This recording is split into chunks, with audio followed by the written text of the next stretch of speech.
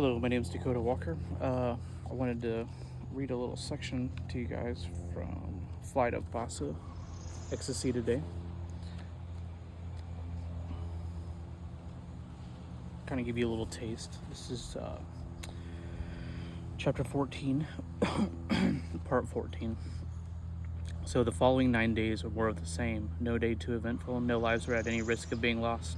Tomo and Akio spoke to each other more, Basa teetering with madness. The three of them continued their journey for 18 days. 18 suns passed since they left their small fishing village.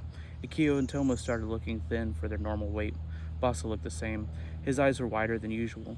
Tomo often asking Basa if he was all right throughout the passing days, thinking Basa was talking to something imaginary, like a spirit, or even worse, himself.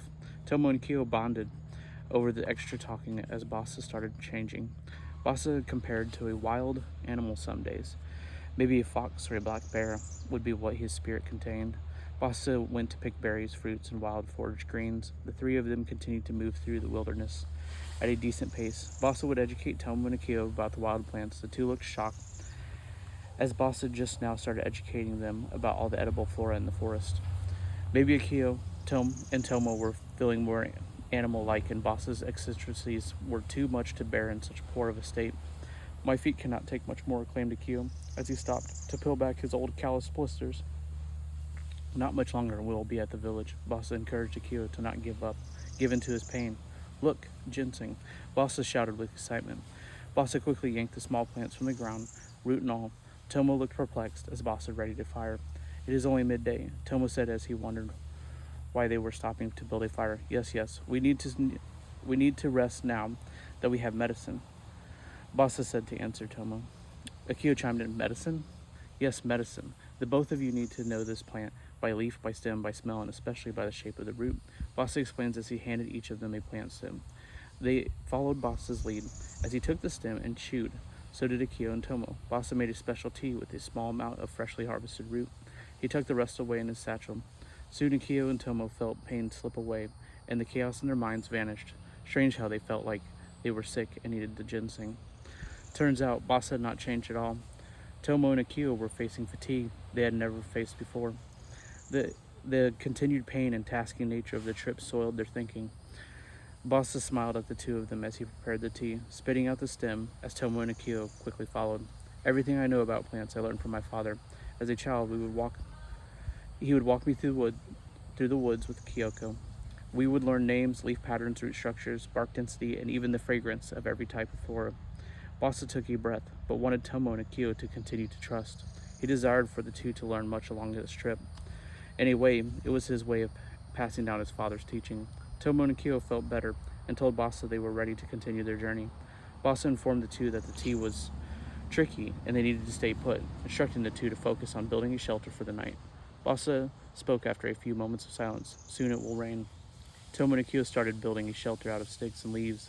They made sure it would be near the fire so they could feed it to fight against the rain. Luckily, Basa stopped them below the massive tree canopies. The thickness of the canopies was sure to slow the rain from reaching the forest floor. Basa started weaving leaves together, making cups to catch water.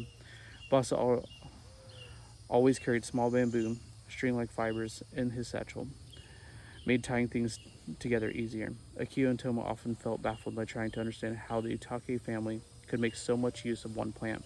No wonder the name of their home village was that of Basa and Kyoko's family.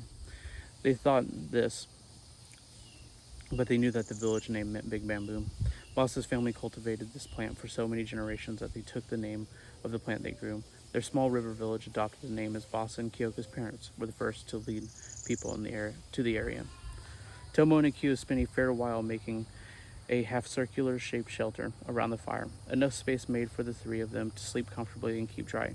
A loud crackling thunder rolled across the mighty lake, forcing the three of them to jump a little. In the distance, they could see and hear the storm moving down from the mountains. Another loud thunder echoed violently off the mountain walls with harsh tones slapping the lake.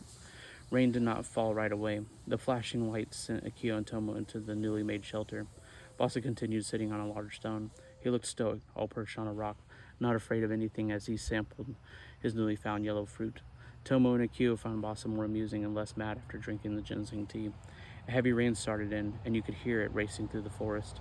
Even Basa retreated into the shelter. Akio placed another part of the woven large leaves and sticks over the shelter to block the rain from the fire. It reached over the crescent-shaped shelter, forming half a moon. Basa looked impressed. Whatever that looked like, thought Akio to himself.